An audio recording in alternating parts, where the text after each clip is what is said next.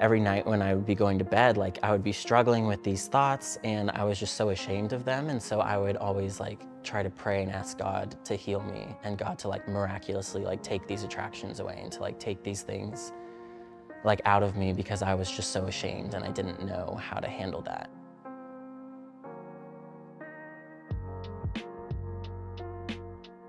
Hi, I'm Nathan. Hi, I'm Eden. I'll be your artist today.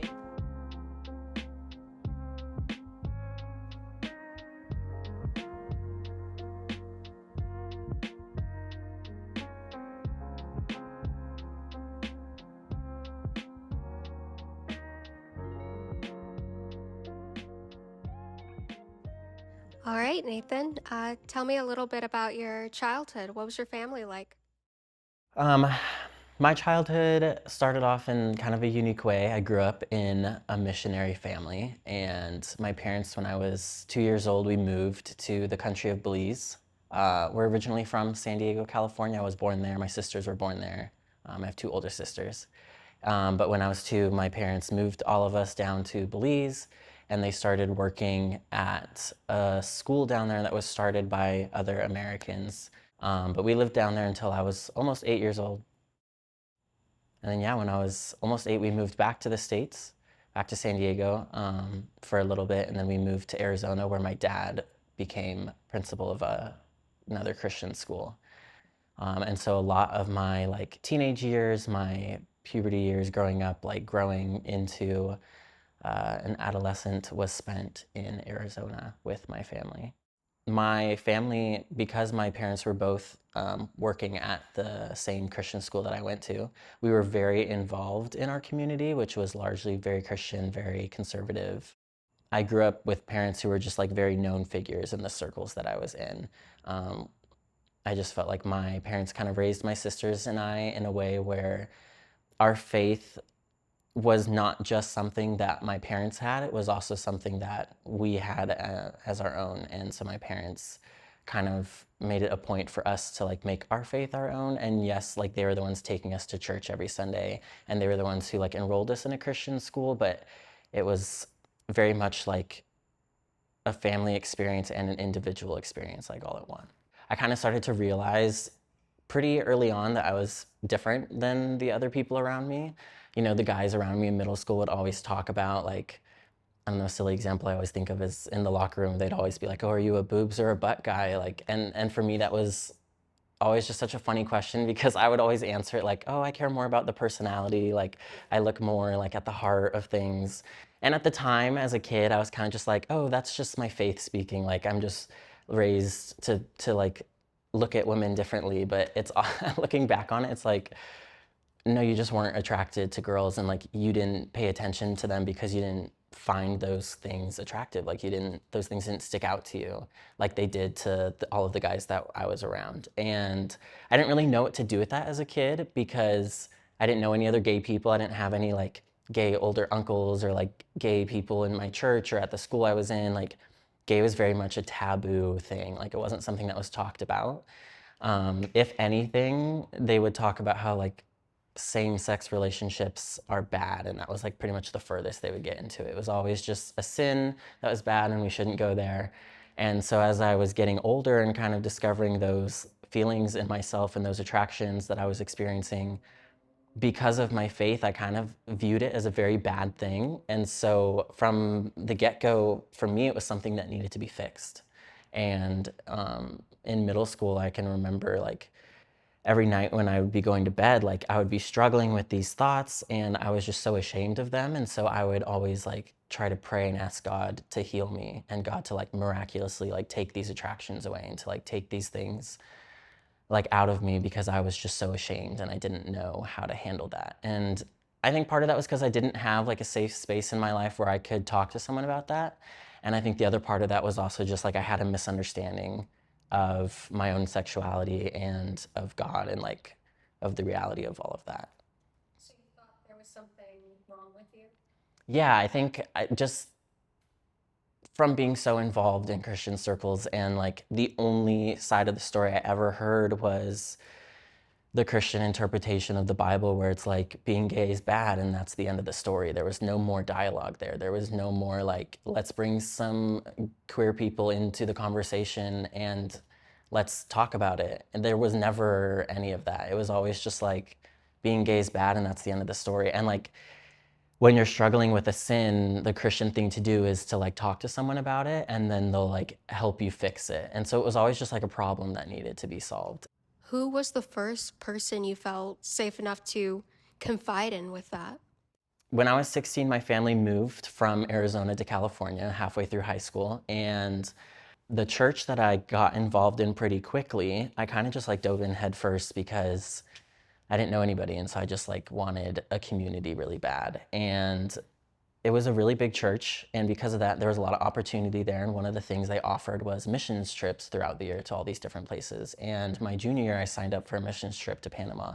In the back of my mind, I had been struggling with these like same-sex attractions, and that had been something I'd been dealing with for a while and had always felt like super ashamed about, but I had never talked to anyone about it. And so I had kind of been going through this battle of like, should I talk about this to these kids in Panama? Or should I just like keep that to myself? And in the process of kind of like talking about our testimonies and like opening up and being vulnerable, I wrote this letter, basically just detailing like, hey, same-sex attraction is something I struggle with. This is kind of how it's been going in my life and how it's been like manifesting itself. Like I've never told anyone this and I feel like very lost, and kind of just like, basically it was just a cry for help of just like, I'm tired of keeping this to myself. And I like brought the letter with me to Panama. And before the trip, after I'd written the letter, I said this little prayer to myself. I was like, if I sit next to the lead pastor on the plane going down to Panama, like I'll give him the letter. And there's like 30 other people in this group, so like it's not necessarily a guarantee that I'm gonna sit next to him. And lo and behold, the plane ride down there, I sit like literally right next to him on the plane ride. And it kind of just freaked me out that it actually happened. And so I got too stressed. We did our whole trip to Panama. I didn't give him the letter. And I just basically at the end of the trip was like, okay, if I sit next to him on the plane ride back, then I'll give him the letter. And it happened again. Like I sat right next to him. And so I met with him after our trip and I gave him the letter. And he was basically the first one that I guess, quote unquote, like came out to. At the time, I wouldn't have called it coming out. I still in the letter referred to it as like a struggle with same-sex attraction. I never really like acknowledged myself as being gay. I didn't really give a title to my sexuality because I still at that time didn't really understand it. But that was the first time I'd opened up to someone else about it. And in opening up to him, because I was a minor and the conversation that we were having revolved around, you know, my sexuality and just like a conversation around sex and stuff like that, he had to bring my parents into the conversation from a legal standpoint, which I completely understood. But as a domino effect of me coming out to him, I also had to come out to my parents as well. And so I gave my parents that same letter. Yeah, giving that letter to my parents was probably one of the hardest conversations that I've had to walk through. I basically like one night like sat down with my parents, handed them the letter, and they both took turns reading it. It was about 2 pages or so, so it's not like it was super crazy long. But sitting there watching my parents like read basically like my deepest, darkest secrets per se, and something that I had never talked to anyone about, it felt like painful. Like sitting on that couch, I was so just fearful of like what their reaction would be. I like was sweating, I was nervous, like I just didn't know what they were gonna say. Like I had never walked through this with someone so close to me in my life. And for my only interaction prior to this to be with like a pastor position of leadership at a church, going straight to like my parents, which are arguably like the closest people in my life who know me the best. It was kind of like jumping into the deep end of just like, all right, here's, you know, everything about me. And my parents were very, very gracious and loving in their response, in the sense that they just like went out of their way to make sure I knew that like they still loved me as their son. God still loves me as like his creation, and they wanted to walk through this with me. But at the end of the day, like we still like viewed it as something that needed to be fixed. And so their response was largely like, you know, maybe we can see if you need to go to therapy, maybe we can like we'll pray over you, we'll talk about it, we'll like get you help type of thing.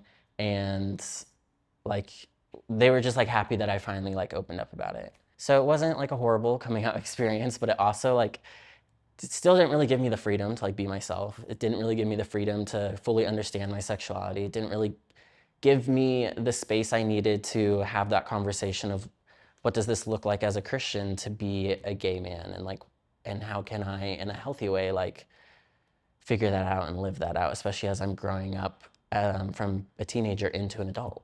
I didn't really fully accept my own sexuality until I was like deep into college, and I didn't handle that in the healthiest way as, you know, a teenager into my adult years, like because I didn't really have an outlet to talk about it or like healthily like express myself.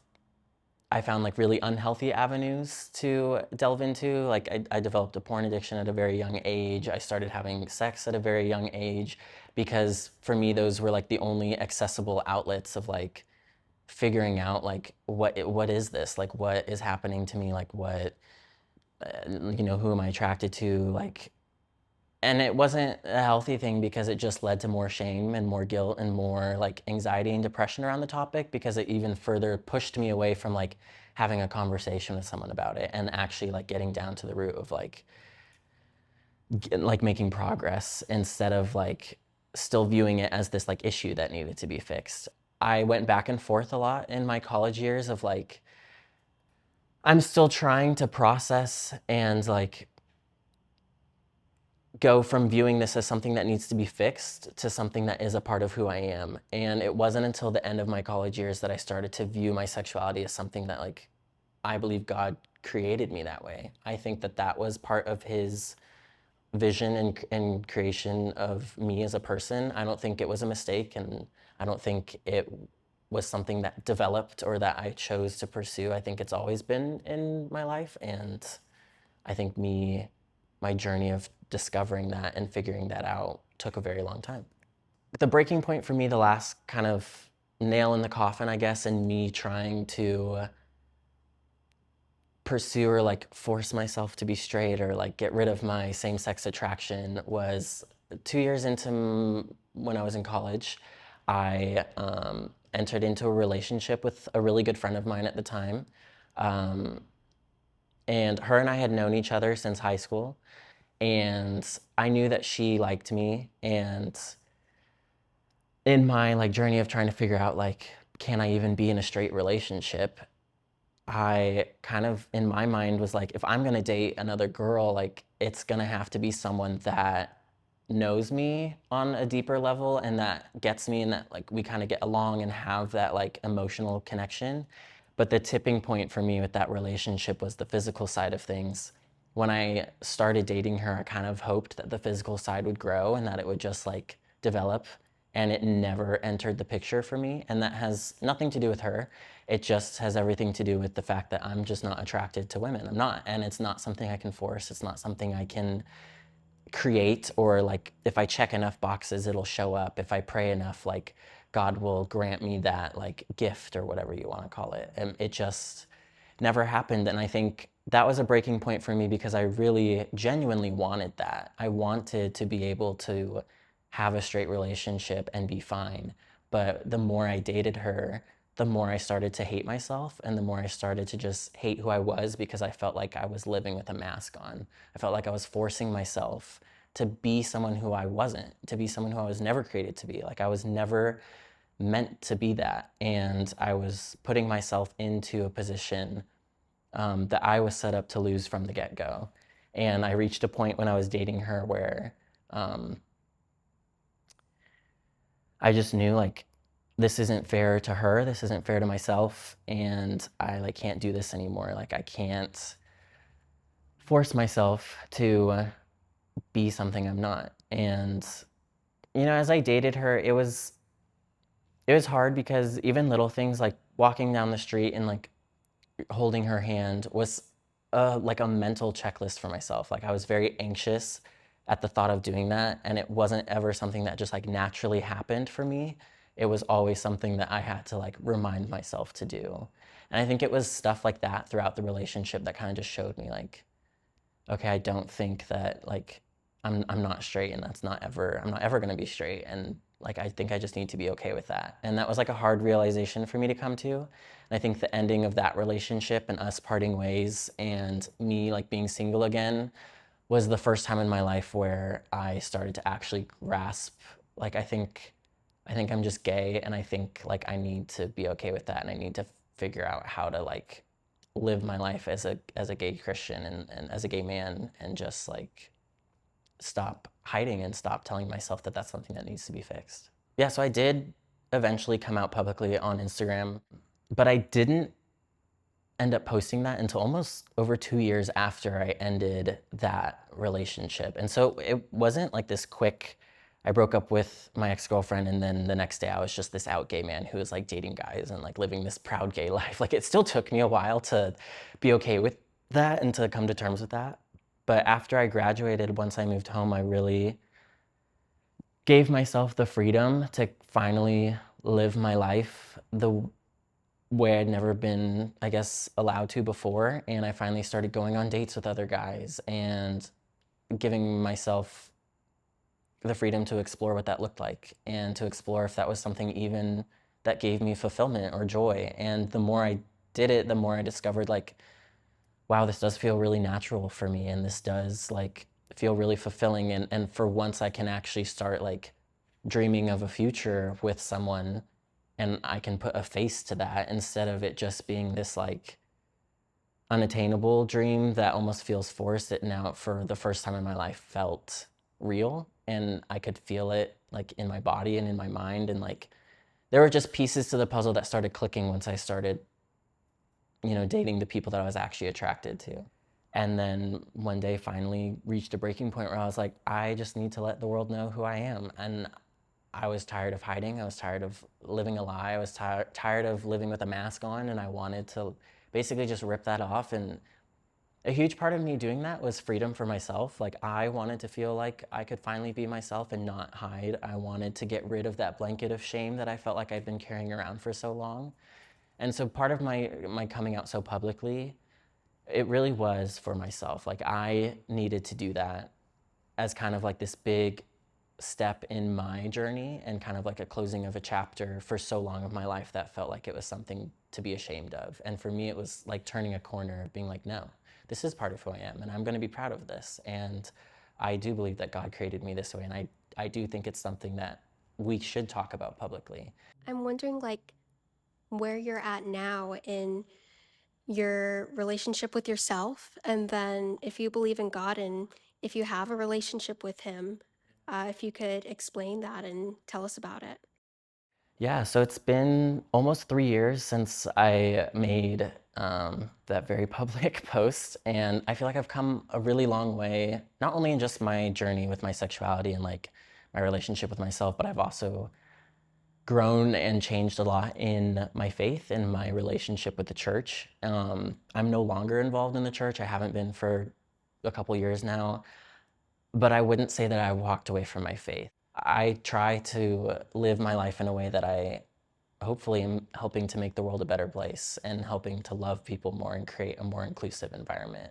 Um, but a huge part of me walking away from the church was me starting to live my life openly as a gay man. I just didn't feel like I could do that involved at a church, because for the most part, most churches that I know of are not accepting and affirming of gay people. They're not accepting and affirming of trans people.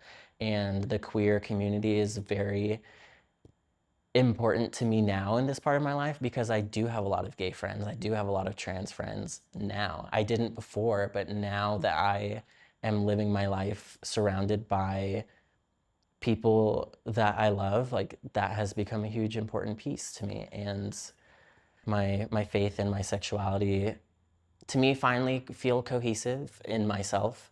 And I feel like I have finally found peace in my day to day with that. And I feel like living as who God created me to be has brought me like true peace and true joy.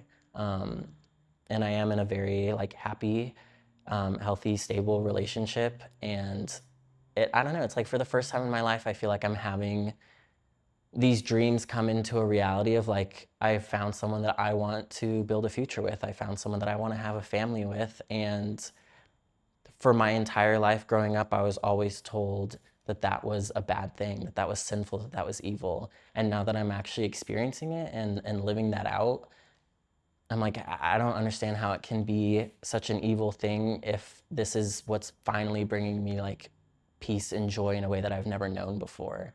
And I didn't have to walk away from my faith to find that. Like, I found it while still staying true to the things that I believe to be true. Um, and I think that that is a beautiful thing. I think it's something that's not really talked about a lot in church circles. And I hope someday that we can get to the point where we can have those conversations and people are ready to bring more people like me back into the circle and give us a seat at the table that's free of judgment and free of expectations and shame. And who knows? Yeah. Yeah. I have one more question. Um, I was wondering, what do you have to say to the people who believe being gay is a choice? What I can tell you from my 25 years of walking through my life as a gay man, there was not ever a point in my life where I woke up one day and I said, you know what, I think I want to be attracted to men. Like, I think this is something I want to do.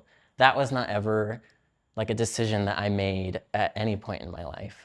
It just, even when I think back even to my childhood years, like there are memories that I have and like events that happened in my life where I'm like, I never chose to walk through any of those things, but this like attraction has always been there. Like I can look back to a very young age and find evidence of this attraction being there. And to me, that's just proof that God created me this way. If you could say a message or give a message to young Nathan, what would you tell him? I think I would tell him it's gonna be okay.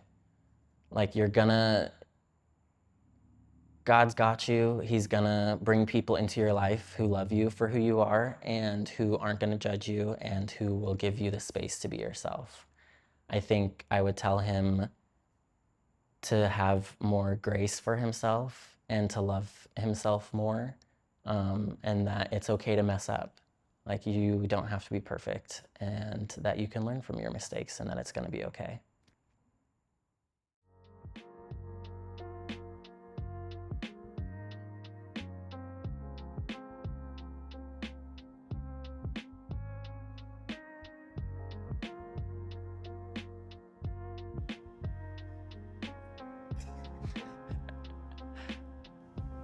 Oh my gosh. Wow. This is stunning. Oh my goodness. That's amazing, literally. Yeah, no, I love this.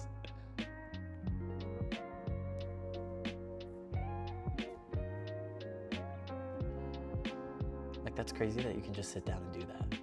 Like, that's wild. Thank you to VistaBeam for allowing us to film at your location.